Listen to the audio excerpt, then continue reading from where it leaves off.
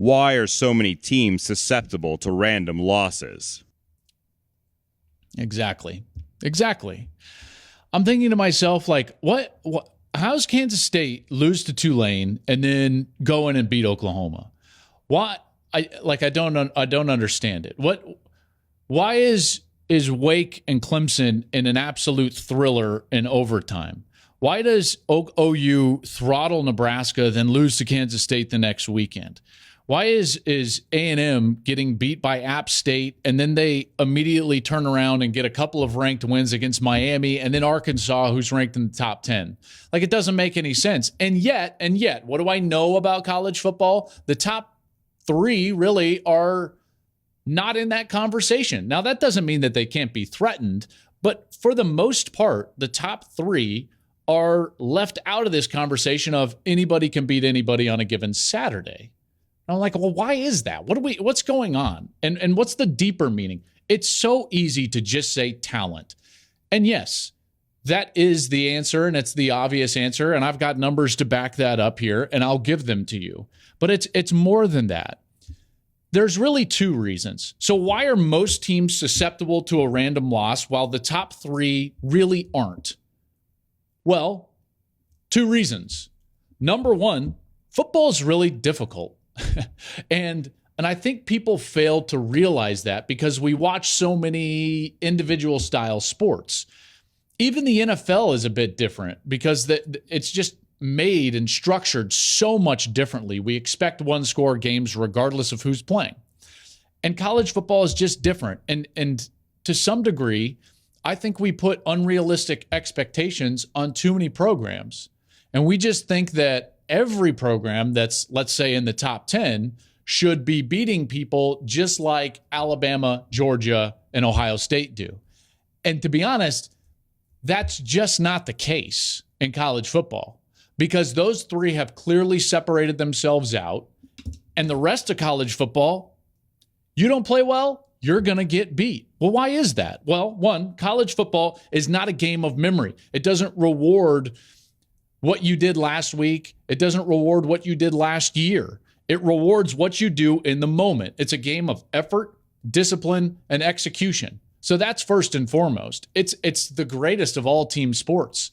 So much better than, let's say, like a sport like baseball or basketball. In baseball, you can have a pitcher just dominate a game singularly. You can have one great player transform your entire program or organization in basketball, and you can turn yourself around. But football, it's really not that way, and it's certainly not that way in college football. It takes a series of great players in order to become a great team, and we're seeing that at the top end, and more on that in a moment. But when it comes to the game, even if you have better players, you better execute. You better execute the details, and you better play with great effort, or else you can get beat. Let me give you a quick example, okay? And by the way, this is going to be meant to be confusing. So if you're confused over the next 2 or 3 or 4 minutes, that's fine. That's the point of this exercise. I want to just go through a play from the offense's perspective, and more importantly, from the quarterback's perspective, and just walk through all the details that are going on and all the decisions that are being made. And this is, by the way, one single play, and I'm not even going to talk about the defense that's being played on the other side.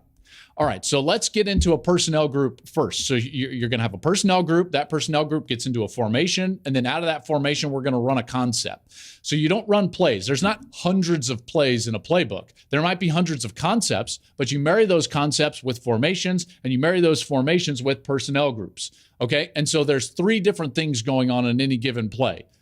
Personnel, formation, concepts. This is not like Little League in high school that most people played where it's like, hey, you're just going to run the right side. Hey, it's 26 ISO. That doesn't happen. There are checks. We could run that concept with a check to a different concept. We can tag a run play out of that same formation and motion. We can call a run, tag it with this one, and we can kill, and we can run the pass concept. There are constantly decisions being made, and everybody's got to be on the right page. But it's more than that. Then you've got to execute the details of the route, the protection, and the drop. All of those. Then you've got to throw it on time. Football is really hard. Football is really hard. So why do teams get beat? Why are teams susceptible? Because if you don't play well, you're going to get beat. Now we get into the talent portion of it, okay? So that's just about the game, the sport. Let's get into the talent portion of it. Why are so many teams susceptible to get beat outside of the top three? Well, it's because the talent of the top three so far surpasses everybody else, it leaves everybody else in the dust. Talent is like a bell curve. There's a lot going on in the middle and very little on the edges.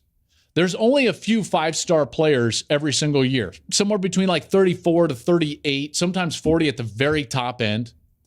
And they're going to the same spots. If you look at over the playoff era, okay, over 8 years, this year's top three teams in the poll, Alabama, Georgia, and Ohio State, have gotten 35% of the total number of five-star athletes. That's an astronomical number when you're talking about trying to spread them over 130 different schools. Astronomical number. When you look at what they've done in the last 3 years, that percentage has increased to 39. Just last year, 2021, in that cycle, they had over half of the five-star athletes, just those three schools: Alabama, Ohio State, and Georgia. So what you're seeing right now is a clear separation of talent into those top three. Why is it that those teams aren't in close games? You look at last week, those three crews in their wins. Every other top 10 team last week had a one-score game in the fourth quarter. Why is it? Because their talent is not that far from the rest of college football. So, talking about the rest of the top 10. Here's the numbers to bear that out. If you actually go and you look at the 24/7 team composite rankings, that tells you basically what is your roster overall, what's its talent composition. And you'll see that Alabama and Georgia and Ohio State are the most talented teams in the country. And judging by those numbers I just gave you about percentage of five-star athletes, you're like, well, that makes sense. But did you know that they are way ahead of the rest of college football when you're looking at the talent?